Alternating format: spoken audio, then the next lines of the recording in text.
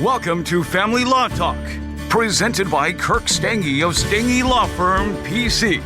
Stange Law Firm is a family law firm in the St. Louis metro area with offices in Missouri and Illinois. Now, here's your host, Kirk Stange. Welcome to Family Law Talk. My name is Kirk Stange, and I am one of the managing partners of Stange Law Firm. Well, welcome today. Welcome to today's topic on Family Law Talk with Stange Law Firm. The topic is domestic violence laws in Missouri could strengthen. It's a really interesting topic, one that I think a lot of the folks out there probably don't know a lot about as it relates to Missouri law. It kind of deals with a new law that was passed in 2007 that appears to have basically gone into effect in 2009. And then there's been a recent proposal to this law as well, which we're going to get into. But before we get to the topic, I should state, as I always do, this, which is the choice of a lawyer is an important decision that should not be based solely upon advertisements, and that the information you obtain today in this podcast is general in nature, and it may not apply to a specific factual or legal circumstance. Therefore, if you need legal advice, you should obviously consult an attorney who is licensed and competent to practice law in your specific jurisdiction.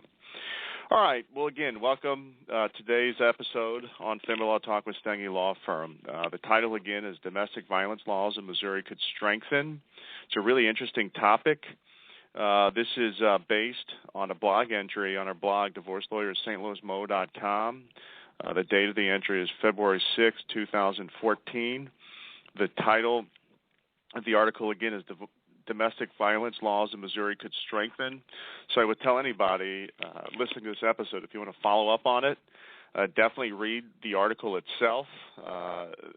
The article takes the listeners to a link, which also has another story on this topic. And it's a really interesting topic, definitely one that folks will want to listen to if they haven't heard of this topic. But, I mean, in essence, the topic is this. Obviously, domestic violence is a serious problem. Nobody likes domestic violence. It's a bad thing. I think probably any listener out there, any rational listener at least, could agree that domestic violence isn't good.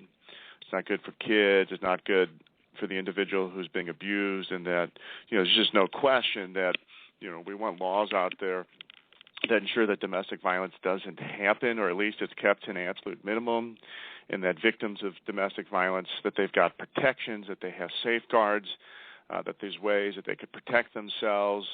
And so, I mean, I think in a general sense, I just can't imagine that there's not anybody out there that can't get behind that general concept that domestic violence is not a good thing, definitely something that's completely unacceptable and shouldn't be allowed in this society. So that's kind of the premise of this law that went into effect in 2007. In 2007, what was called the Safe at Home program became law, and it became law on August 28, 2007. And the info I'm getting this from, by the way, is the Missouri Secretary of State's webpage. So, listeners out there can follow up on the Missouri Secretary of State's webpage as well. But the Safe at Home program became law on August 28, 2007.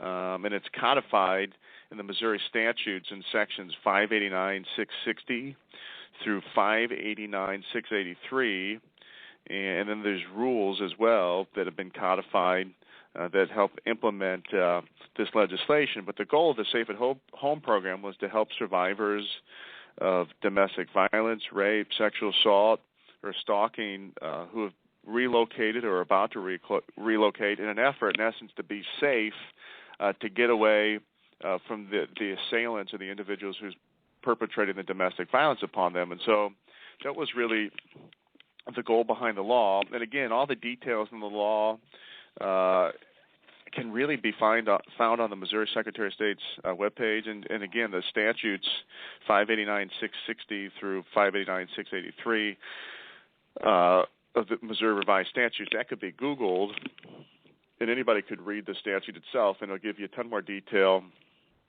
than what we're going to go into in today's episode. But in essence, just kind of go through this. In 2009, and I referenced 2009 at the beginning of this podcast, but in 2009, the Missouri State Highway Patrol reported over 38,000 incidents of domestic and sexual violence Nationally, the U.S. Department of Justice estimated only about half of the incidents of intimate partner violence is reported to law enforcement, which means there's a lot of domestic violence out there that takes place that never ever gets reported. And so what the Safe at Home program did is it created this confidentiality program where survivors of sexual assault, rape, stalking, and domestic violence could substitute a mailing address through the Secretary of State's office. And then what the Secretary of State's office would do would forward participants' first-class mail, certified mail, and other court documents to them to help keep their location confidential. And again, the goal behind this is that way the perpetrator of the domestic violence won't be able to victimize the victim any longer. And so, again, it's a substitute address that's used.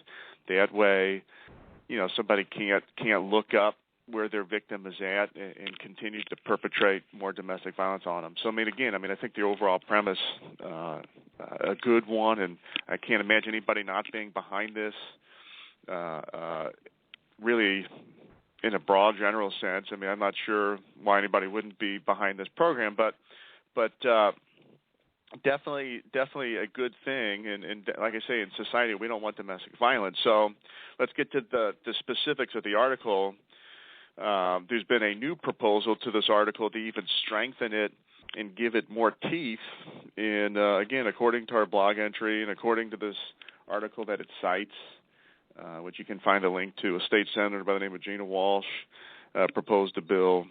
And basically what the bill does is this, which is abusers, sometimes can be persistent in trying to find their victim so they can perpetrate more domestic violence. And what this proposal would do, if passed, is create a Class D felony for individuals who attempt to violate this law. So somebody who is trying to violate the law, find the address of their victim to perpetrate more domestic violence, her proposal is that they can be charged with a Class D felony.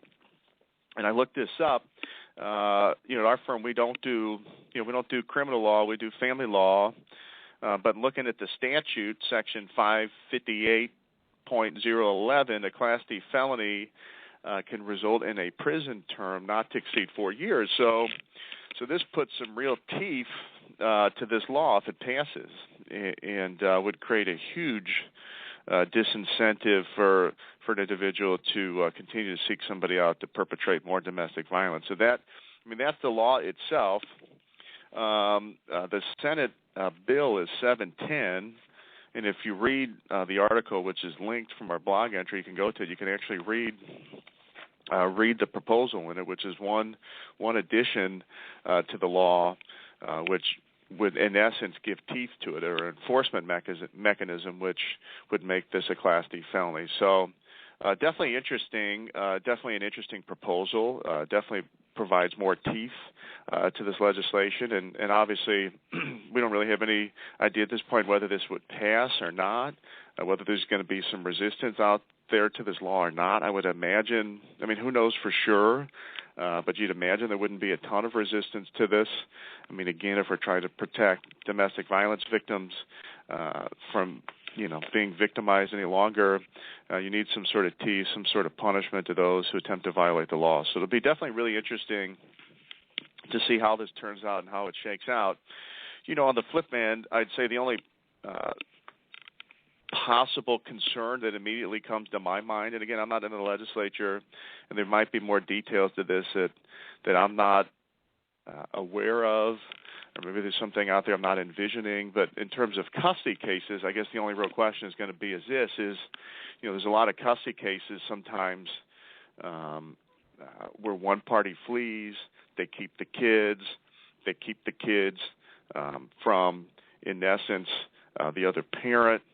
And so, at least for me as a family law attorney, that would be one concern I would have with the bill, which is, you wouldn't want individuals to use this legislation is a way to deny custody rights to the other parent. Now, I'm sure the sponsors of the bill probably have some sort of response to that. Maybe there's something they've thought about in particular as it relates to the bill in that regard. But for me, practically, that's one concern I would have about the legislation. And then obviously you get into another issue as well, is if you read the bill and you read the current law, I think maybe one of the other dilemmas out there is what individuals do is, in essence, go to the Secretary of State's webpage, some paperwork submitted to in essence, the Secretary of State to get into the Safe at Home program. And I guess the other thing that maybe the legislature wants to take a hard look at, maybe they've already done it, I'm just not aware of it, but on some level there's got to be some element of verification too, because what you wouldn't want in terms of a child custody perspective is having one parent maybe trumping up allegations to use this bill to shield the kids from the other parent when maybe there's no verification that anything has happened. And so that would be another practical concern that I think, in terms of this legislation ought to be at least looked at.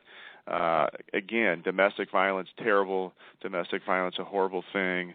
Nobody wants domestic violence in the society. So, I think the overall premise of this law, very good as a whole, makes a ton of sense. We need to cut down on domestic violence in the society, like I said. On the other hand, the thing to balance this against is, I don't think anybody would want this bill to be used as a shield to trump up allegations to keep kids away from the other parent when maybe there was a situation where there wasn't domestic violence. Because oftentimes, I can say in doing a lot of order of protections through the years, oftentimes there will be these outlandish allegations, and then when you get into it, it's discovered that there's really not much to it. And sometimes, an order of protection, for example, can be abused for a party to get a quick custody order when maybe nothing happened at all, or at least nothing happened worthy of an order of protection. So, listen, definitely a really interesting bill. The Safe at Home program, something I'm not sure that a lot of the folks out there know a whole lot about. Again, at the conclusion of this episode, if you want to find out more about it, again, go to divorcelawyerstlouismo.com. Check out our blog entry, February 6, 2014, titled Domestic Violence Laws in Missouri Could Strengthen. Read that, and then you can take a link at the bottom of the blog entry to another article, which will tell you more about it. This is on the KSMU's webpage, and from there you can actually get a link to read the bill itself. But definitely an interesting article. Definitely something that, to the domestic violence victims out there, you definitely want to take a look at this law, because this law can help protect you from domestic violence and ensure that you won't be victimized in the future. So definitely something which everybody should be aware. All right, well, that concludes today's episode of Family Law Talk with Stengy Law Firm. Thanks to all the listeners for tuning in, and we'll see you next time for our next exciting episode on Family Law Talk with Stengy Law Firm. Thank you very much.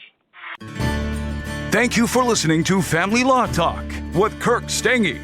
Visit StengyLawFirm.com for more about today's topic, or to put Stengy Law Firm to work for your family today. It's a holiday story. It's a family story. It's a story of thousands of twinkling lights and countless memories. A story of crackling fireplaces and candlelight Christmas evenings, where the sounds of sleigh bells and carols echo all around.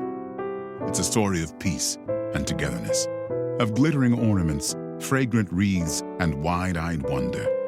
It's the enchanting story of a beloved tradition at America's largest home, with 250 magnificently decorated rooms, each with its own stories to tell.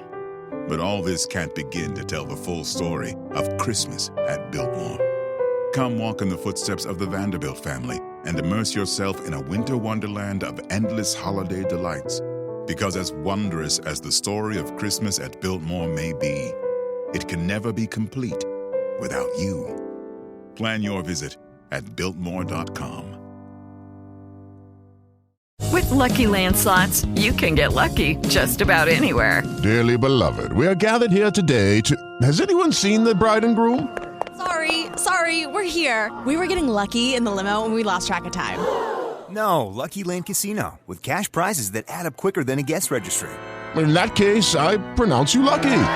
Play for free at LuckyLandSlots.com. Daily bonuses are waiting. No purchase necessary. Void where prohibited by law. 18+. Terms and conditions apply. See website for details.